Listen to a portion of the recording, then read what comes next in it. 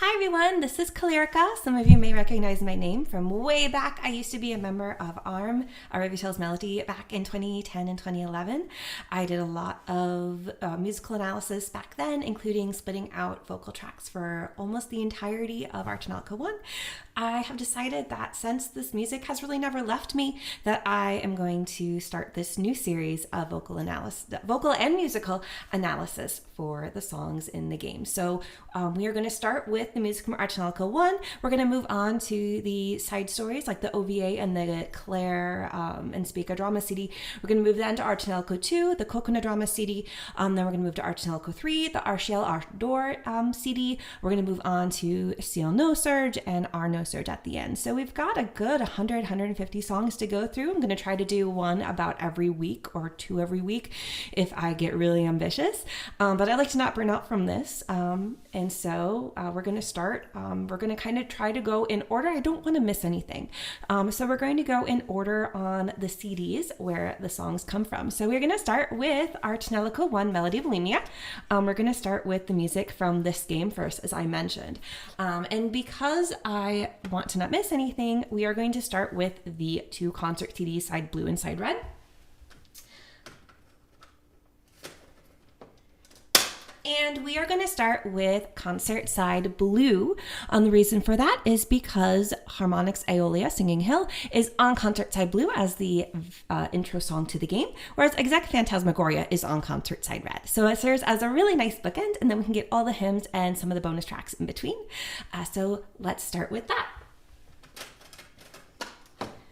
So as I talk about Singing Hill Harmonics Eolia as a music analysis, I would be remiss if I didn't talk about the official music that is supplementary material that was released as a bonus to those who pre-ordered and ordered the special edition of the original Tonelico soundtrack in Japan. I am talking about the Hymmnote. I was lucky enough to receive some scans of this so that I could show them to you today. So the Hymmnote here, this is the cover of the booklet. This version of the booklet specifically contains the sheet music arranged by separated by instrument for Singing Hill, Harmonics Eolia, and Exact Phantasmagoria. A later version of this that was released during a special guest concert only contains Exact Phantasmagoria. So back in 2010, when I was first a part of the Tonelico community, I also had received scans of this, and I used it to do something really, really special. I took these vocal lines, and the vocal lines are specifically the first few lines of the sheet music. This is the first page of the song. There's one set of vocal lines because it's a cappella at this point, but I did something really special. And what I did is I translated this into a actual MIDI file. And after doing this, I actually went and by ear did all the MIDI files for the Tonelico 1 hymns except Harmonious. I did not get all the way through Harmonious, and I'm actually still trying to recover my partial MIDI that I've created. So I'm going to try to get that. And then I didn't do Exact Phantasmagoria, but when we get to that song, I'll talk about my reasons why. I have some pretty good reasons why, and I don't want to understate the uncertainty that I felt with the Hymmnote. And I'll talk a little bit about that as we go through this. But all of the sheet music that we're going to go through today, we're going to go back and forth between the official song and the sheet music. All of these notes are taken from the Hymmnote, so they are considered the official arrangement. Any errors that are made are errors that are made just in printing and in human error by the staff. I did not correct anything that didn't sound right or that didn't sound like it matched. I didn't want to remove any accuracy that way. So as we are talking about Harmonics Eolia, of course, this is the song that plays during the intro music. And it starts beautifully with, just as I mentioned, a cappella. A cappella means there's no backing. It is just vocal. And specifically, there are a number of vocal lines here. If we look at the score, you can see I need to make my screen a little bigger. There are 6 vocal lines that go on throughout this piece. Let me make sure they're all showing up for you. Perfect. Making a 6-part harmony. Not all parts of the song contain a 6-part harmony. Certainly, there's parts where there's simply just a single melody line, such as the first verse. Now, as an aside, as I mentioned, I will talk about the structure of these songs. And this song does go intro, verse, pre-chorus, chorus. But then the song ends. So you might say, Callie, why do I care about the distinction between the parts? Later on, after our Tonelico 3, we're going to talk about Exa Pico, which takes the structure of Harmonics Eolia and expands upon it by adding more verses and additional choruses. So having that distinction of what is the verse, what is the chorus, and what is the pre-chorus, etc., will become important then. But for today, it's not that important. We can think of it as one linear piece moving from beginning to end without repeated parts. One thing else that I want you to note is that this music shows that it is in 3/4 time, and it shows that it's in F minor. I do want to mention that this is taken directly from the Hymmnote as well. I would argue personally that this song is actually in 6/8 time, but whether something is in 3/4 or 6/8 time is merely a sense of how do I feel that the beats are happening. Do I feel that the beats are going 1, 2, 3, 4, 5, 6, 1, 2, 3, 4, 5, 6, or 1, 2, 3, 4, 5, 6, 1, 2, 3, 4, 5, 6, where I'm counting each beat individually. That is a matter of how your ear hears it. There's no right or wrong. My ear hears it as 6/8, but in order to keep this accurate with the Hymmnote, I kept it in 3/4, as you can see here. Also, like I said, I would argue that this beginning part is not in F minor. I would argue that this beginning part is in C sharp minor. You can see there's a lot of accidentals. Those are notes that are outside of the key. Additional sharps, additional flats, and notes with natural signs on them. Those are notes that are outside of the scale of the key the piece is in. Both this and Exa Phantasmagoria, if you look at the Hymmnote, if you have access to it, don't show any key changes. Instead, they show a lot of accidentals. I think for the purpose of simplicity, especially being that there's no other instrumentation at this part, it's just the vocal line.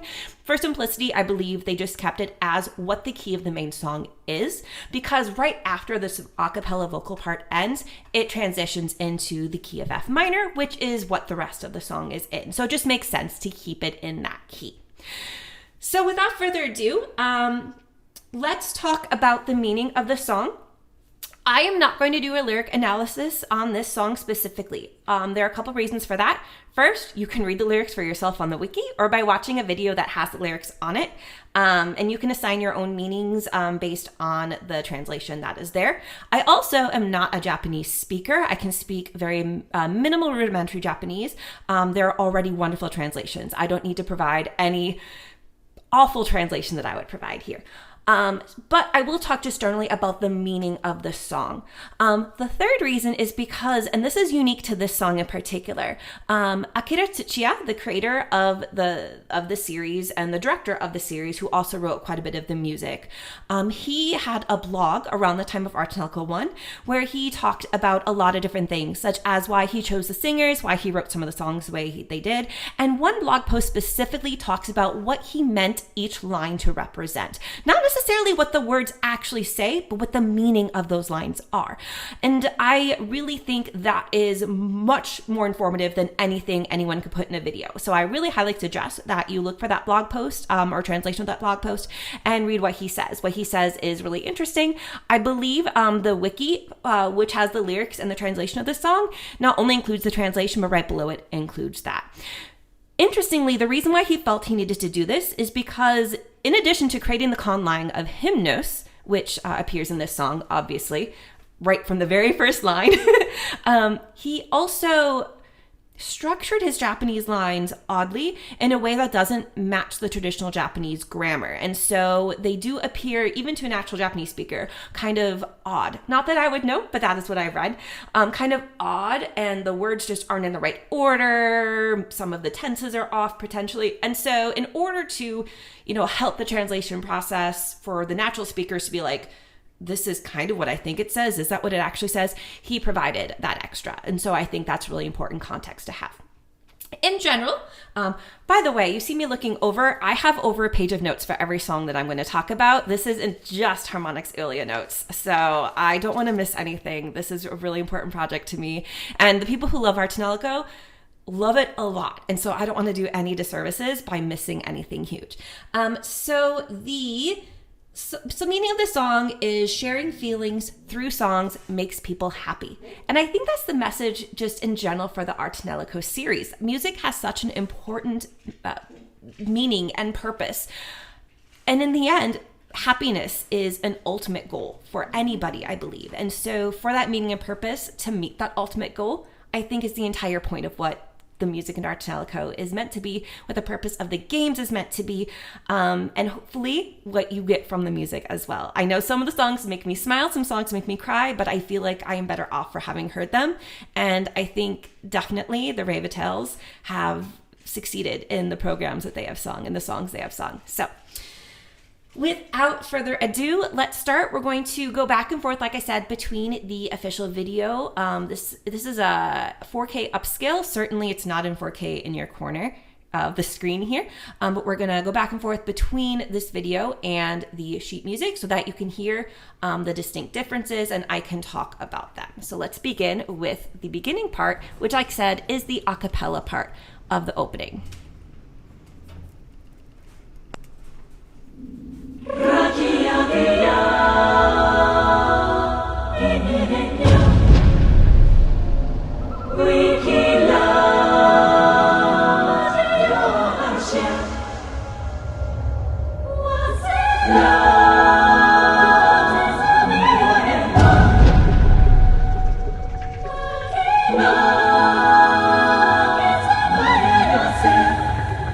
And I'm going to stop there because this is where the a cappella part ends. And what I want to talk about is, you may have noticed there is no backing music, but there are two cases where there are drum beats, bum, bum, right? There's one between the first and second line and one between the third and fourth line. And then there's that, the birds chirping. Both of those serve distinct purposes. When you start this song and you start listening to this song, it, like I said, is just the choral of Shikata Akiko singing her 6-part harmony. That's awesome and that's wonderful, but it draws you in, certainly, but it doesn't move things forward. The drum beat is like, hey, boom, boom, we've got something coming for you. Hang on, I'm going to show you what it is. The birds chirping is, hey, here's a taste, here's a hint. There's something deeper with this song. It's not just music. It has a feeling, it has an atmosphere, it has an aura. It adds to it as well. Both of those elements are incredibly simple because they don't overpower anything else. There are 4 drum beats across this first 20 seconds. There are a few bird chirps across these 20 or so seconds. My eyes are not good enough to see what the timer is on the video. It's so small in my corner. But those purposes are still really, really important.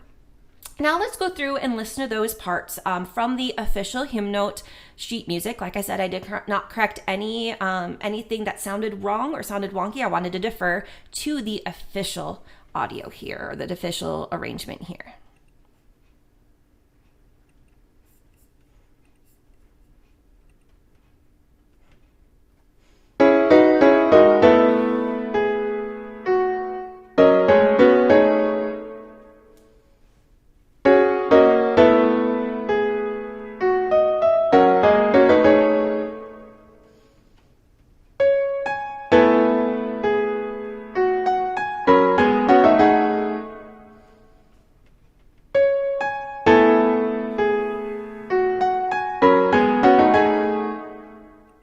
Now, one thing you may know is there are a lot of really jarring moments in that. Moments that you're like, Kelly, that can't be right. I promise you, I went over and over and over when I did this back in 2010 because I also thought it didn't sound right. But something you have to remember, when you're playing back a MIDI like this, there is no mixing. You're hearing every layer, every note, first of all, as a piano, because I wanted it to be as clear and easy to hear as possible, but also with no volume adjustment.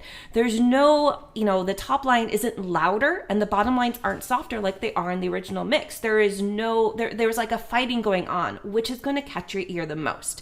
Whereas in the official mix with the actual vocals singing these lines, the melody is certainly the loudest and everything else supports it.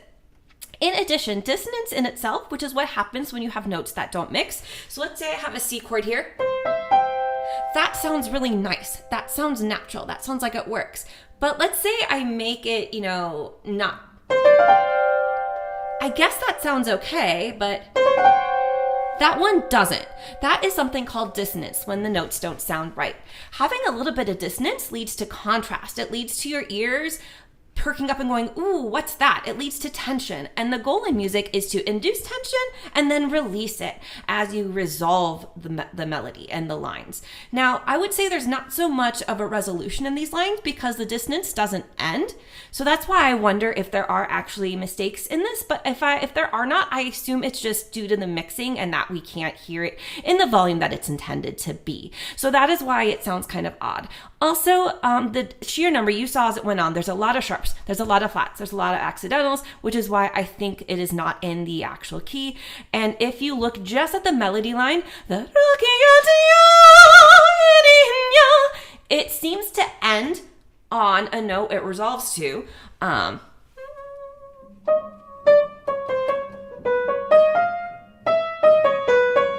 just playing it by ear here. I'm not looking at the notes because I can't see it. It ends on a C sharp, and it seems to want to resolve to the C sharp. So that is why I think, especially because the notes in that line, in that melody, follow the C sharp scale, it's why I think it's in C sharp minor, as opposed to the F minor, which there's a lot of accidentals. Also, what if I tried to resolve to a different note? It doesn't sound natural, and sure, I've been listening to the song for nearly 20 years. Anything that's not what the song plays is not going to sound right. But musically, that doesn't sound right either because it's not resolving to the tonic, the root of the chord. Normally, when a melody plays, we want to naturally, our ears really want it to resolve to a tonic. Not all songs do. Some songs resolve to the fifth. Rarely they resolve to the third, but especially if they're resolved to like the second or the seventh, it just sounds wrong, and like that tension never gets released.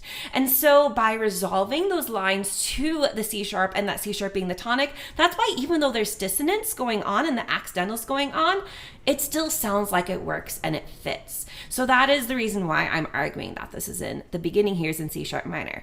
But now that the other instruments are going to come in, I do think it goes back into what the Hymmnote sheet music says it is, which is F minor. So let's continue on to the next part of the song, because I do have some things to talk about with that as well.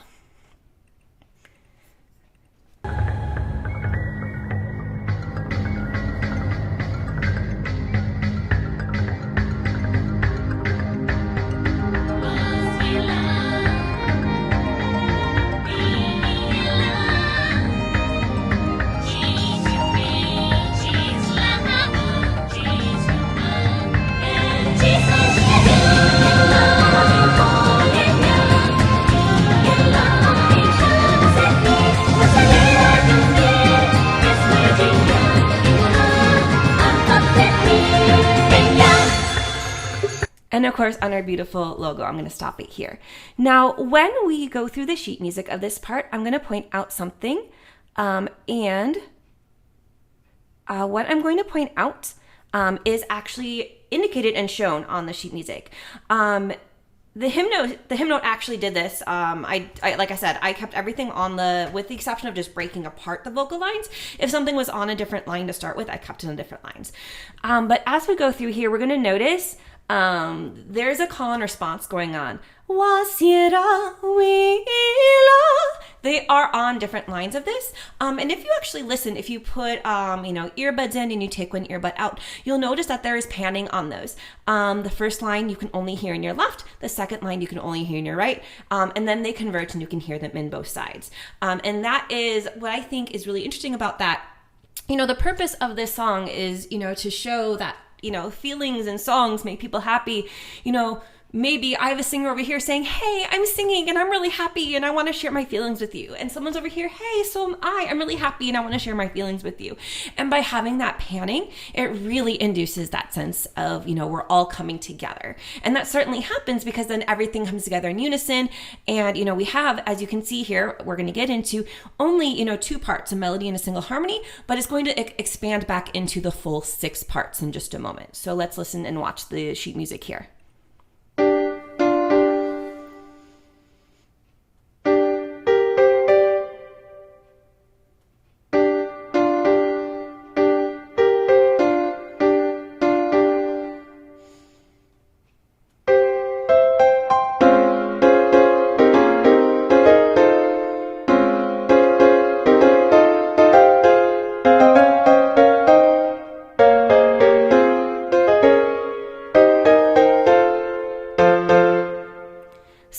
Two things to point out here. First of all, a lot less accidentals and a lot less dissonance. There's still a little bit. This, I fully believe it's a mixing thing here. And so this part is the transition. I mentioned that the rest of the song was in the key of F minor. This part serves as a transition to make sure that we're not just abruptly changing the key. If you just do, a pretty melody and you just decide to go, I'm going to do... the two keys I just played only had a single note difference, the F versus the F sharp, but it sounded kind of like I jumped. The keys of C sharp minor and F minor also only have a few notes difference, but you don't want to have that jumping feeling. You want to do something called modulation, where you go, you do a chord progression that starts in one key and gradually you start, bringing in chords and adding chords and trying to get to a chord that's in both keys, which is possible, certainly, in many key transitions and key changes. And so that when you get to the new key, it feels like it's natural, that you didn't make it jarring. And so that's what happened. And so by the end, technically the chord that's being played was an F major chord. It's very common, though, to have the third be an accidental because you play a pretty melody in a minor key and you want to resolve it quickly to make it a happy moment. And so you bring that third up a half step to go from the minor to the major chord. We're going to see it all over in art Tonelico music. It happens a lot, actually. And this is the very first case in which we see it. But as you saw on the music, we went from, a back and forth call and response where you had a singer with two parts, a singer in two parts, a singer in two parts, a singer in two parts. We brought things together, and the very end, it was 4 parts leading to a 5-part harmony. So it exemplifies that kind of growing together and coming together to share the songs.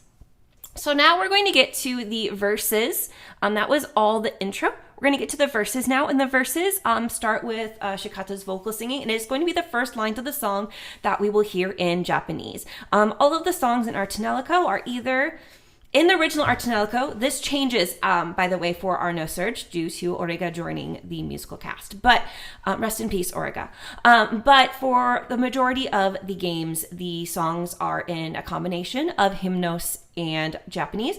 A few are entirely in Japanese, a few are entirely in Hymmnote. We'll talk about all of this as we get to those songs. But this song, a majority of the songs in Hymmnote, and then the verse, the main melody of the pre-chorus and the main melody of the chorus are in Japanese, whereas the counter melody of the pre-chorus and the counter melody of the chorus are in Hymmnote. I might have mixed the chorus up, but for the pre-chorus that is true. So let's listen to the verses and pick that apart.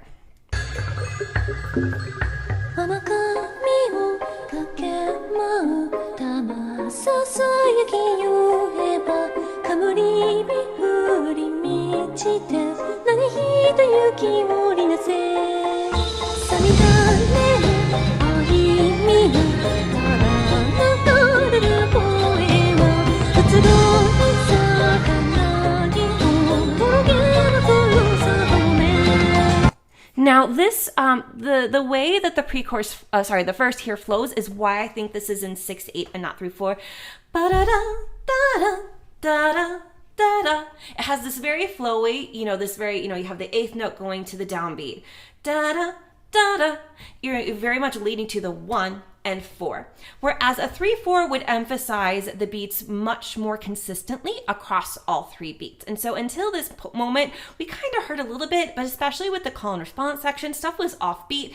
The very beginning song, if you wanted to count in 6/8, started on beat 3 of a measure as it led into the downbeat.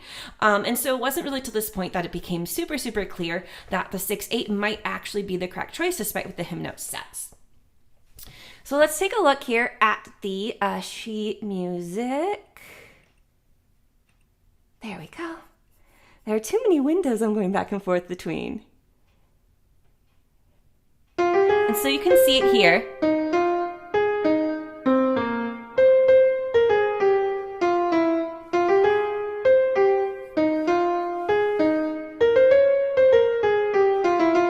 And something I want to mention here before I continue is Both the first and second line of that had an E natural, as you could see. The E was not flat. It is incredibly common to put an accidental, I mentioned this already, on the very last, that seventh note of this scale and near the very end, because normally you have a whole step between 7 and 8, the 7th and 8th, right? But if you just want to be like, I just want to get a little bit away from that root note, you know, I want to lead into it. I just want to lean, just kind of slightly lean off it, especially versus you're just slightly leaning off of it, just giving that little bit of, ooh, I'm just going to give a little twinge here. Incredibly common. Music does that all the time. It's one of the most common uses of accidentals. Actually, the most common way to end a melody line out of a scale is by putting an accidental on a 7th. We'll see it over and over again. And now here's the second part.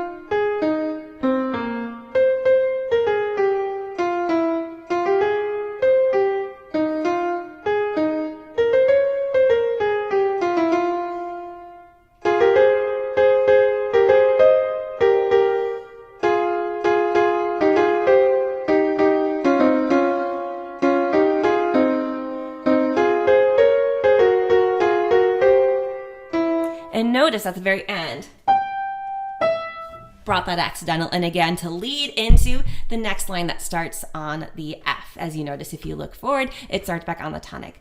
One thing I want you to notice too, is the harmony, once the harmony comes in, is the most common type of harmony you hear in any music, and that is a third.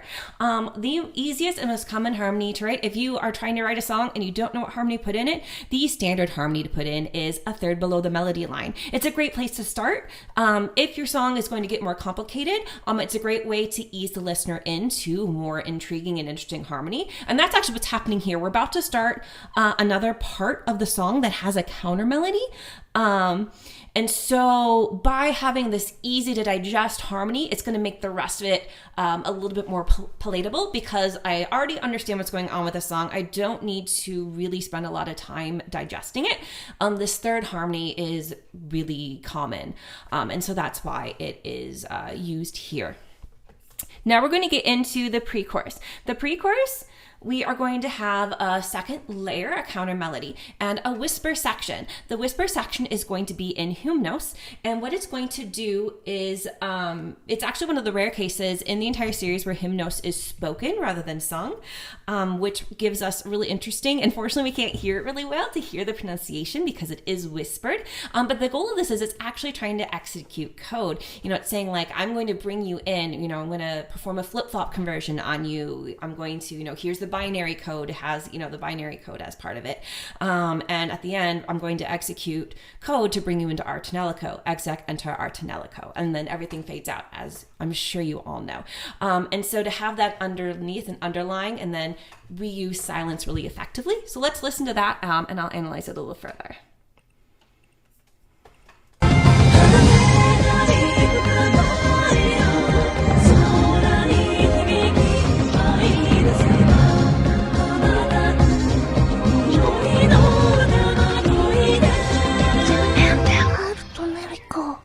One of the most powerful things that music can do is do silence. It can have everything fade away, and now you're left with nothing. And you're like, wait a second, what's going on? Where did the music go? In this case, it's taking everything away so that you focus on that exec, enter, our Tonelico, because that's a really important part of the song. The whole point of the song is to introduce you to the world of social, get you interested, because as the movie is playing, you're showing snippets of the characters. You see Liner, you see Misha, you see Orica, you see all these characters and all these settings, and you're like, this is pretty cool. The whole point is to draw you in, and so I'm going to bring you into the world of our Tonelico. And so everything fades away as that code is executing, and so that's where that silence is really useful. And then the song just explodes into the melody and counter melody of the chorus. So unfortunately, a whisper is not really possible to see in sheet music, but it kind of tried to show the rhythm of it.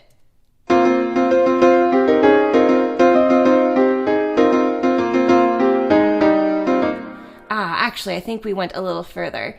I I think the whisper was right here right at that accidental. My apologies for going a little too far.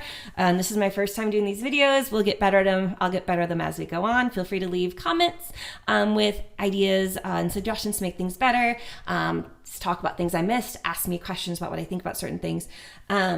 But I guess we already talked about that harmony and that use of silence there before we come into this song with this part of the song with the melody and counter melody. So you see on lines 1 and 4, you have one set, and on lines 2 and 5, you have the other set. So on lines 1 and 4 is the Hymmnote. That's actually the backing melody.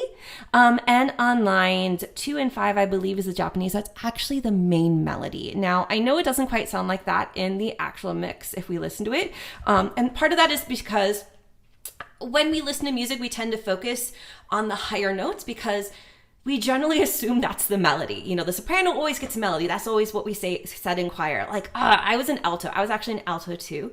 I trained myself to be able to sing in soprano ranges because I hated being an alto because I never got the melody. The sopranos got the melody and I wanted to sing the melody. And so that's what our ear is trained to hear. And so the mixing doesn't help with it.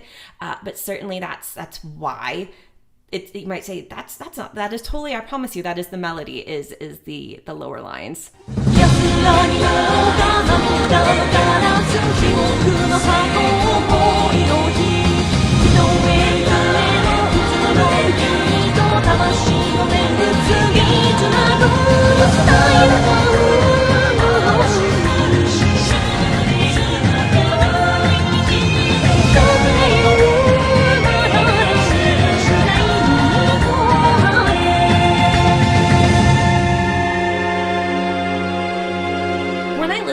There, it did actually sound like they were trying to make that lower part more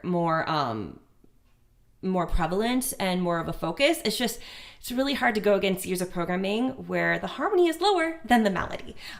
This is a common thing. Method Metafalca does this. We're going to talk about Chronicle Key is I think the next song we're going to talk about. That does it.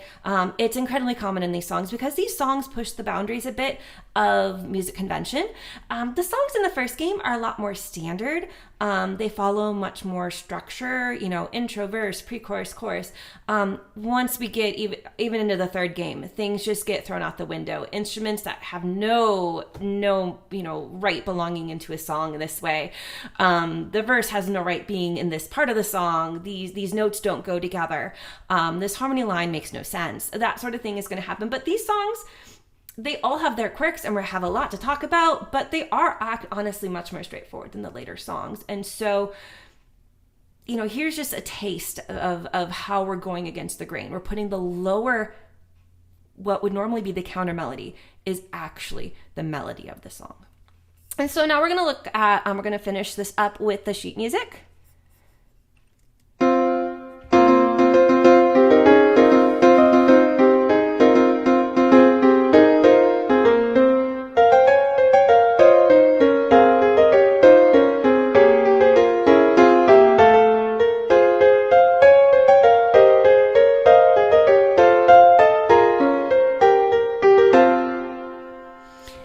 Again, like before, there's an earlier part where I mentioned there was an F major chord. It was resolving to an F major chord rather than the F minor chord that the key is in. Again, like I said, this is a really common thing that songs do. A lot of songs are written in minor keys, even if they're happy.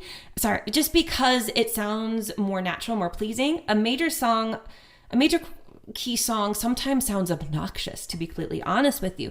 And so by having it in a minor key and then resolving to the major key at the end, it adds that complexity. It makes that resolution much more satisfying, and it gets rid of all this like, ew, this is just too bouncy, too happy feeling that happened before. So at the end, it resolves to a nice happy F major chord, which makes a lot of sense because this is a happy song. It is an upbeat song. It is a positive message in this song. One thing I want to mention is the hymnos at the end. The very last line of the hymnos of the song is was yera chis hymnos mi, which is a line that we're actually going to hear a lot. This doesn't happen throughout the entire series because of the different dialects of hymnos.